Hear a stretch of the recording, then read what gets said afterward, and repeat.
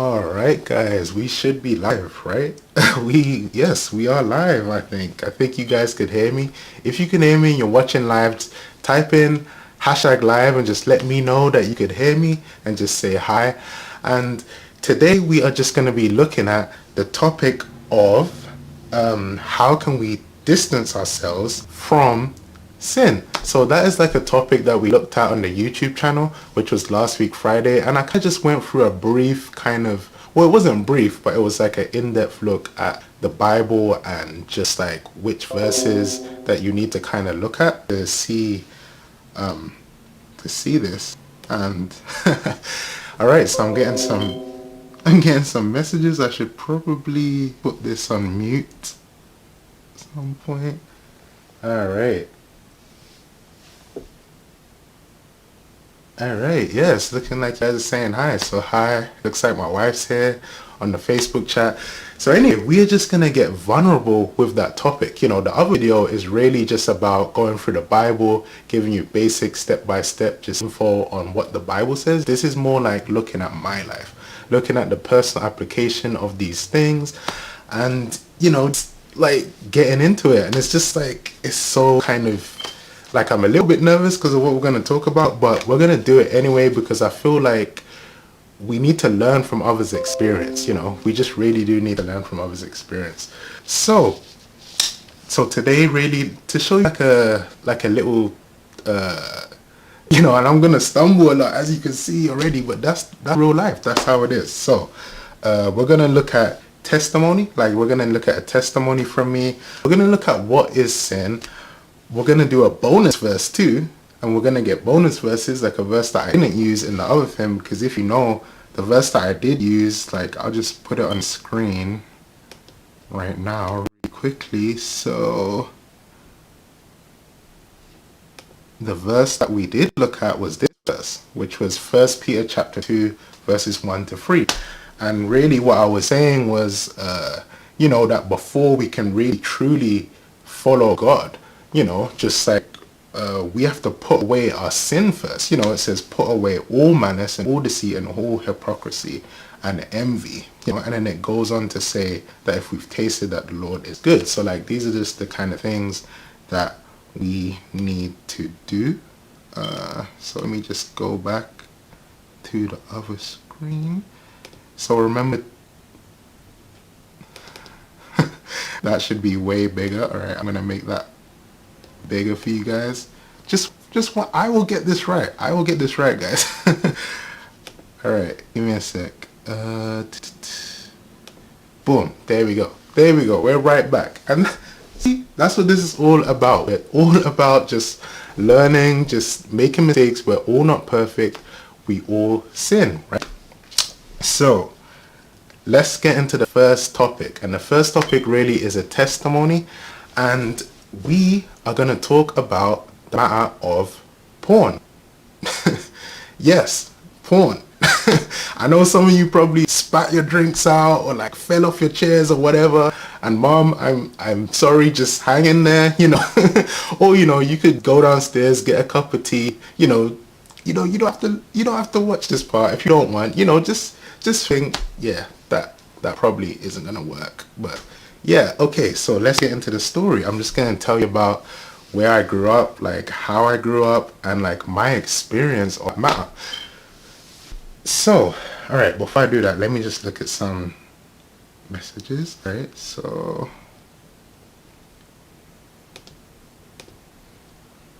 cool. So it looks like my mom is here on the YouTube channel. So, hi mom, thanks for being here. All right, so, so I grew up in Hackney, a little borough called Hackney, which is in London, which is in England, which is planet Earth, you know. So yes, I do come from planet Earth. So yeah, and if you don't know Hackney, like there's a lot of stars, like Leona Lewis comes from Hackney, Idris Elba, Adele. So like, you know, Hackney really has produced a lot of talent, you know, from that place. And it was really great growing up in Hackney. It's like, you know, you just knock a friend's door and you just go out and play football. And I'm talking about the real football, not the, you know, not the fake American football. Anyway, we just wanted to play football, and it was just a bundle of fun. Back in the days where you go outside to play and stuff like that. So yeah, like really my first experience like learning about porn was really like in secondary school, I would say. And like basically, I don't know what secondary school is in America, so someone can just let me know in the comment section, and I will, I'll just like, I'll be what it is. So, anywho, like, it was kind of a trend, I would say. Like, so this was in the era, I'm a 90s baby, so this was in the era where the internet is like getting bigger and bigger. So suddenly there was no internet, now there is internet, and now there is all this kind of stuff. Now you can get stuff in the palm of your hands like straight away. And I remember my first experience, someone brought their phone, and not a lot of people had smartphones, but like someone brought their phone into school and it had porn on it, and I was like, what? Like, what is this? As a kid, as a teenager just growing up. And I didn't really have like my father in life. Like, he was not really, a big part of my life, so I don't really have someone to explain to me from a male perspective like what it's like to grow up and look at these things. So anyway, I went and I looked at it, and I found that it was starting to come on TV, and that if you stayed up late enough you could watch those things, and that's just what I did. And like, I just like to say firstly, like, porn is definitely a sin, like 100% a sin. I mean, some of these girls, you don't know, like, they could be part of sex trafficking. They could be well treated very badly. You don't know the situation at the end. And subscribing when you're viewing this stuff, it's really just promoting. It's promoting what they're doing, and it's just making it bigger and bigger for them. Also, you don't know, like, yeah, you might not be married, but they might be married, and you're promoting them sleeping around, you're promoting them sleeping with people that they're not married to. So anyway, we'll get into a bit more about that later. So anyway, I really got into it, and I got into watching porn. Like, it was just something that you did. Like, back in those days, back where I lived, like, being a virgin was looked down upon. If you was a virgin, everyone mugged you off for it. And it was just a weird environment to be in, where everyone just thought it was okay. Everyone watched porn. People would compare videos. People will come and show you videos. People would compare their favorite like porn stars or whatever. Like, it was just crazy. And think about what the world was saying too. So the doctors will prescribe it. Literally, the doctor will say, like, it's like apples. You have an apple a day to keep the doctor away. So the doctor will tell you, it's okay to just like watch porn and masturbate 2-3 times a week, and that will keep you healthier. Like, this is some of the stuff that the world is telling me. Like, while I'm there and I'm around in that situation, Sorry, just checking the comments. Someone said someone should just said they should be the British translator. Who just said that? Wait, let me see. Oh, yeah, you should. So secondary school equals middle school. Okay, so secondary school is middle school. So where was I? Where was I? Okay, so boom, boom, boom. I lost my train of thought, but I'll get it back. All right. So yeah, the doctors, right? They prescribe it to you, literally. The psychologists, what do they say? So they say, like, kids and people, like teenagers, do better in exams after like watching porn and releasing the tension, in their body. That's what they say. So they prescribe it too. So they're like, it's very healthy. It's something that everyone should do. Keeps the body moving, keeps it healthy. And I mean, it's crazy how the world views it like that. And really, I was just, I wasn't a Christian at the time, and I would just go along with what everyone else did. And I just did it, and I watched it, and that was something that, I knew deep down inside there was something wrong about it, and I did hide it, like, from my mom, and mom, I know you're watching, but there you go. And like, it's something that you really hide. So it's like, I was doing it and it was okay, but I knew that there was something wrong, right? So fast forward now, so then I become a Christian.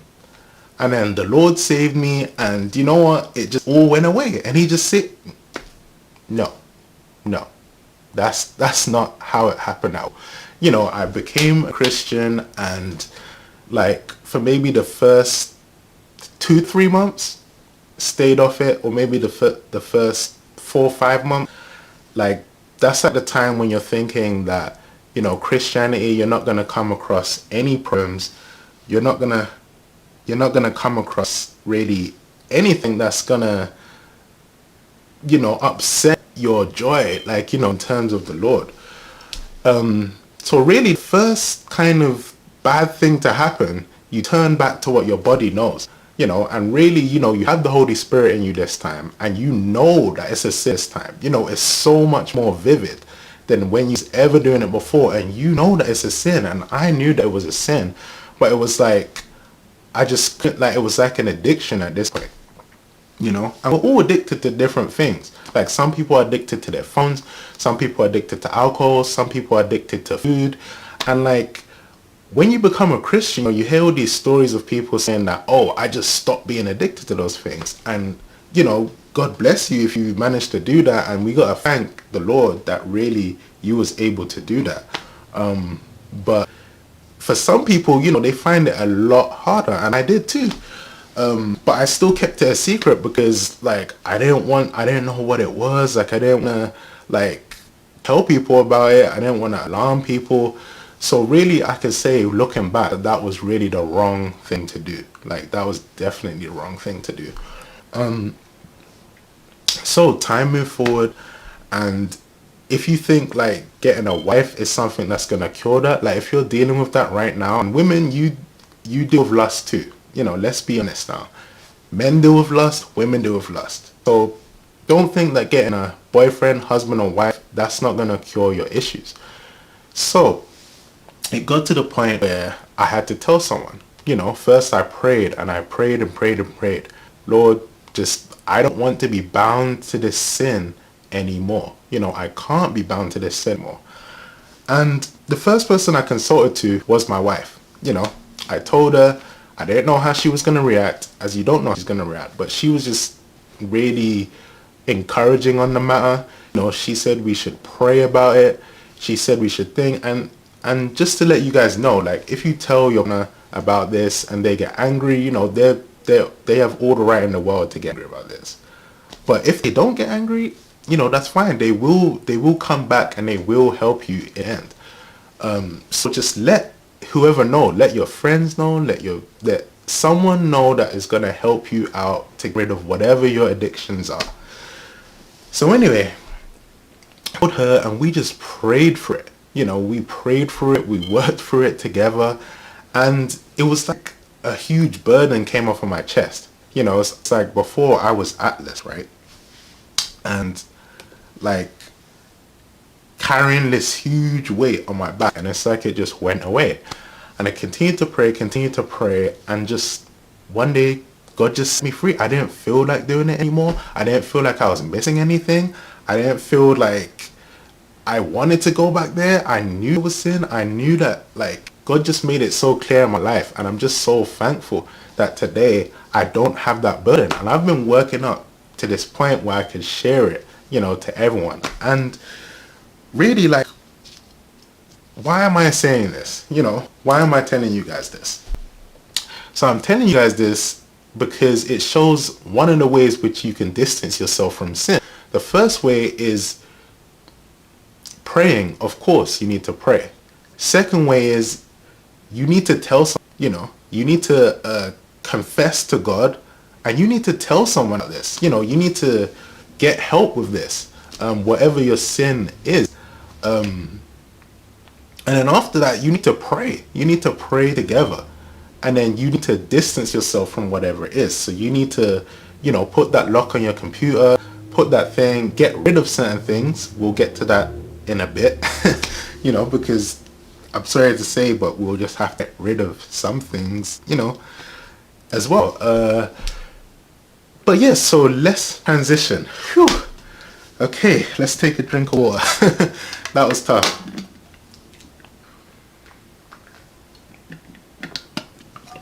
Mom, I hope you're okay. Hope you haven't fallen out of your seat.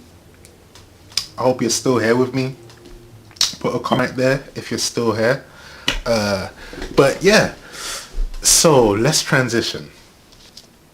So in the Facebook group, I don't know if you guys have joined the Facebook group yet, but if you're on the YouTube, if you're watching on YouTube right now and you haven't joined the Facebook group, it's been so good. We have almost 100 followers so far. And we've been having some great discussion, and I'm so proud of everyone in the group for contributing and just being there. And some people I know are watching, they don't know if they should comment yet or not, but just feel free to comment. You are free to comment whatever you like, ask whatever you like, just like I'm being free right now, and just like showing you guys what it's like to be vulnerable, what it's like to, just share stuff, But anyway, we looked at what is one word that you would use to describe sin, and there was some good answers that came up. Hurt, wrong. There was some people that was thankful that Christ set them free from that sin. And there was one that said run. You just need to run away from it, as it will get you. But really, let's think about the story that I just said. So you have the world, right? You have the world right here. And they're telling you it's okay. So in terms of the world's morality, it's okay. It's fine. You do whatever to your body. You do however to your body.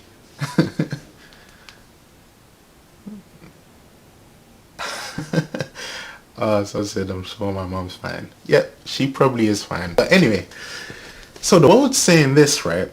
But then other people find it wrong. Some people find it right. So we find that morality is really subjective. If all by ourselves, morality is subjective. No one can tell you that you're right or wrong, because your right might be someone else's wrong.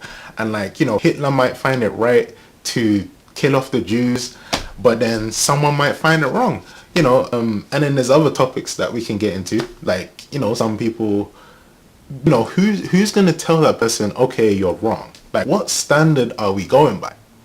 Are we just going by our subjective minds? Just if someone says okay, it's okay. If someone says it's not, that's really not how it is. God is the only objective morality that we have. He's the only objective morality. He is the ultimate good. So when we say the word sin, really what we're doing is we're going against God. We're going against the only objective morality that we have. Because if someone decides, right, okay, I'm going to do something wrong, let's say, I don't want to use too bad of an example, but okay, let's use Hitler again. So Hitler says, okay, I'm going to kill the Jews. Who's there to say that he's wrong? He's justified it in his own mind, and he thinks that he's right, And there's certain other scenarios, like the scenario of the burning building. You run into a burning building, who do you save? The baby, or do you save the mother? There's all these kind of decisions, and really, we have to use God as he is the line. He is the line where it is. So just remember that we're sinning against God. So let's break this up. Let's go into a bonus verse. Let's just take a drink, take a breather, and then let's go into some bonus verses.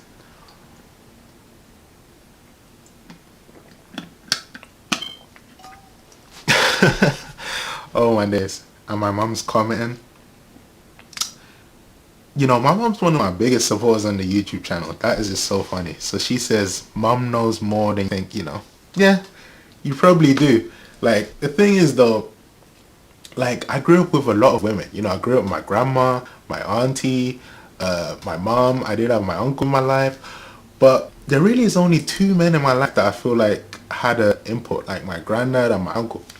And I feel like not having my dad there really did, you know, it wasn't like having a mom to do that. That's fine. You know, that's fine. My mom taught me loads of things, but having that experience from a male, a man to like tell me this is what it's like, or, you know, don't fall into what God's saying, you know, blah, blah, blah.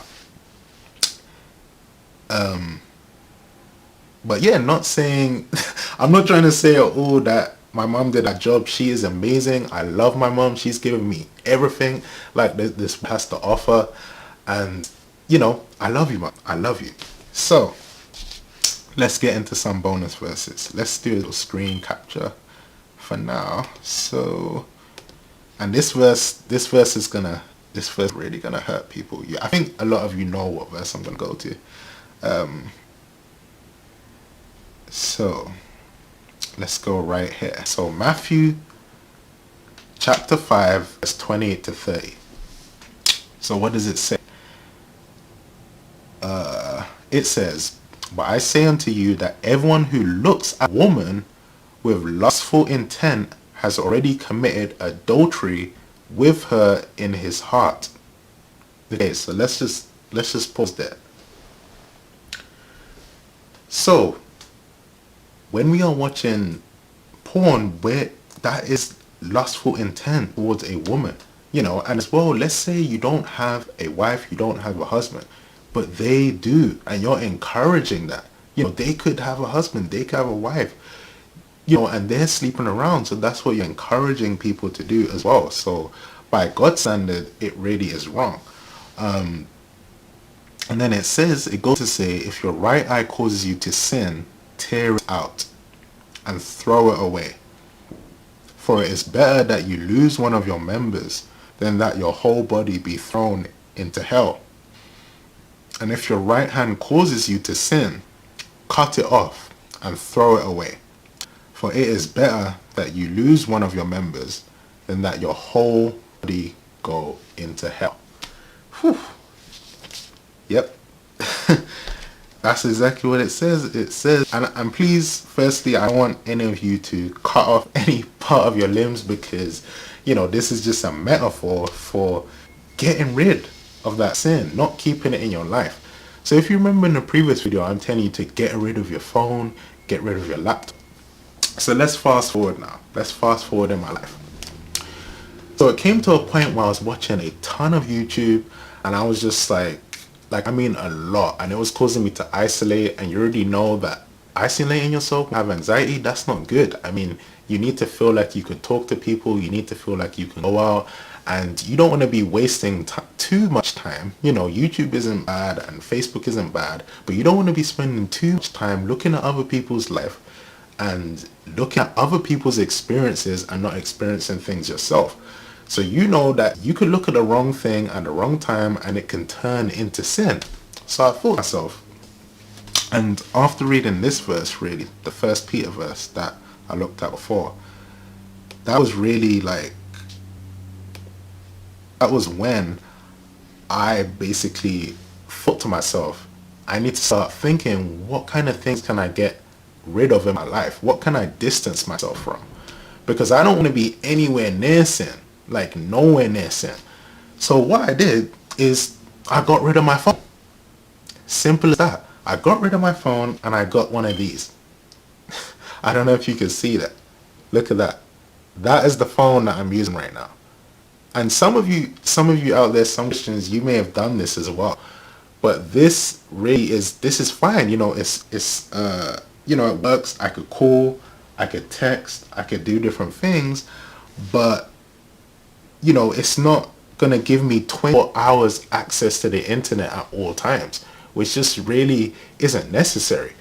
So I use this and it's fine. You know, telling you right now that, you know, I feel like God was convicting me to do this. And I did it, and I have not missed my phone at all. I don't miss my phone at all.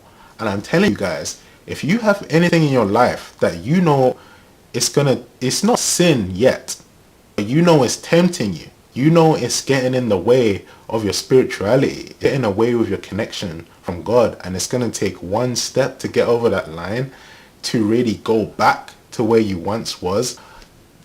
That's when you know, okay, let me weigh this up. Let's look at the scripture again. Let's weigh this up. Is my soul worth keeping that item in my life? And then you might say, oh, but Jamal, I need it for school. I can't get rid of my phone. I need it. I got Facebook. Trust me, you do not need it in your life. Anything that you feel that you need in your life, like any object that you feel that you need, it's really got its control over you. And you don't want that object to have control over you. So just get rid of it and see what happens. You will still be able to work. We see in this verse, it says like, for it's better that you lose one of your members. You're not losing all of your members. You still have avenues. Like, I still have my laptop. I can still go on the internet, but it's not 24 hours of the day. I can allocate myself certain time to go on the internet, and that just helps me to just organize it. And I feel comfortable that I'm not very close to this sin. I'm over here now. I'm off screen now. I'm away from that sin completely. So yeah, you basically just don't want to be close to any kind of sin. So that's what I'm talking about. So let me put this to you now. Think about what is in your life. What is in your life that's not necessarily a sin, but it has caused you to sin before. You know that you've crossed that line, and now it's sin. Now it's going against God. So what is that in your life? And think about, okay, can I get rid of it? And no amount of money is going to be worth it. Yeah, you get a good education, you get to go to college, you have your laptop, you have your this, you have your phone, you can see all your friends and talk to them at all times. But is that worth your soul? Is that worth your connection to God? I don't think so. So if the answer is, you don't think so either, then think about just getting rid of that item. Get rid of it. So should I get to the last thing? This is the call to action, right? So first thing, if you're in the Facebook group, subscribe to the YouTube channel. If you're in the YouTube channel, subscribe to the Facebook. That's simple. But really, when we're talking about sin, the first thing you could do is pray. Second thing, get support. Tell people. We don't have to confess our sins to each other, but it really does help when you have a network of support, where you're talking to each other. And also, what I would say is remove yourself from the company of people that's really gonna encourage you to sin. So change your environment. Make it harder for you to sin. Don't make it easier. Because, as a Christian, at first I was thinking Christianity was all about staying as close as you can to sin, but not crossing that line. No, it's not about that. It's about seeing how far you can get away from it. That's really what it's about. And I hope that some of my testimonies has helped you. So, look at some of these comments. Okay, getting some likes. So, okay, so, yeah, so pray, get support, okay? Next thing, pray again. Don't ever forget to pray. Keep praying. Even if you're continuing to fall, or you don't know whether you should get rid of this item or not, pray again. There's nothing wrong with praying, pray without ceasing. Next thing is distance yourself from triggers. Once God has given you the strength. So bear in mind, you're not using your own strength. God is giving you strength. So once you've prayed and you seek counsel from different people in your life who really ain't going to shun you for this, they're going to welcome you to tell them, they're going to pray for you, good Christian people in your life to do that, God will give you the strength and like nothing you've ever seen before. And I'm a testimony to that. And that's really something that I've learned, that God will set you free from this. And God will choose for you. He will give you convictions on what you need to get of in your life, what you need to keep in your life, what you need to add to your life, you know. So I hope you've enjoyed this live stream. You know, check out the different stuff on different platforms. I'll leave it here so you can comment different things. Oh, that's nice. My mom says I love you too. Love you too, mom. Thanks for your support. But what was I gonna say? Yeah, so next week Friday, and just post any last comments. I know there's like a 15-second lag. So yeah, next week Friday we're gonna be going over, is the Christian life boring? You know, which is a good subject to tackle just after I've, you know, talked about getting rid of things and limiting yourself and certain things. But is that limiting? Is that really limiting? So yeah, next week Friday, that is what we're going to be talking about. And we're also going to be going live next week Wednesday as well. I'm going to be giving more testimony, more vulnerability, more real talk, more stumbles and slip ups. This is how it is. You know, this is what life is about. And really that's what this channel is about. And thank you, neighbors, for turning on the taps. But see, this is what this channel is all about. You know, we talk about Christ, we talk about life. This is the life part. You know, we have to live, and living, you know, we have to carry that out on a day-to-day basis, and we gain experience from that. Experience that we can pass down to everyone that we know. You know, don't keep that experience to yourself. You know, we go through biblical practices because really that is the ultimate standard that we need to fulfill. You know, God is morality. God is good. You know, that is the standard that we need to go through. So that's why we are going through these things. So if you like this video, drop a like. I don't know if I'm forgetting anything. You guys can let me know. But drop a like down there. Drop a comment, you know. Do you need help? You know, if you could private message me. If you're in the Facebook group, you know you have certain problems with lust, with porn, with whatever, and message me. You know, I could help. You know, I could pray for you. I know how to get rid of that sin. And as well, just comment, subscribe to the different platforms, and let's continue explore our unknown years. See you guys.